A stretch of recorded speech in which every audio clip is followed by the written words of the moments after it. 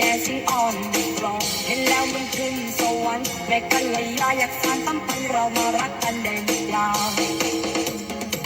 พี่ก็บอกว่าพี่เป็นเสือเธอไม่ต้องเชื่อแค่ข่าวลือแต่ว่าจิตใจน้องจริงอันนี้นั่นเลี้ยวถึงได้ตามมาตียอมรับก็ได้แต่ก่อนเจ้าชู้พอได้เจอหนูมันต้องการแค่อยู่เจอรักไม่รักช่วยบอกให้รู้ต้องที่สิหนูทำใจให้กันเลยว่าน้องนั้นมีใจก็ยกมือซ้ายหนึ่งทีถ้าอยากจะได้ความรักดีๆยกไว้ทีละกันอย่า dancing on the floor เห็นแล้วมันขึ้นสวรรค์แม่กันเลยอยากสานตั้งไปเรามารักกันได้หรือเปล่าก็บอกกับพี่เป็นเสือเธอไม่ต้องเชื่อแค่ข่าวลือแต่ว่าจิตใจน้องจริงอันนี้นั่นเลี้ยวถึงได้ตามมาตียอมรับก็ได้แต่ก่อนเจ้าชู้พอได้เจอหนูมันต้องการแค่อยู่เจอรักไม่รักช่วยบอกให้รู้ต้องที่สิหนูทำใจให้กันไม่ได้หล่อไม่ได้รวยไม่ได้มาอวยให้เธอสนใจก็แค่ผู้ชายธรรมดาไม่มีบ้านโตรถโก้มากมายช่วยบอกได้ไหมต้องทำยังไงถึงจะได้ใจน้องนางน้องภรรยาเป็นเนื้อทองเธอช่างงามมองมันอยากลักสายตา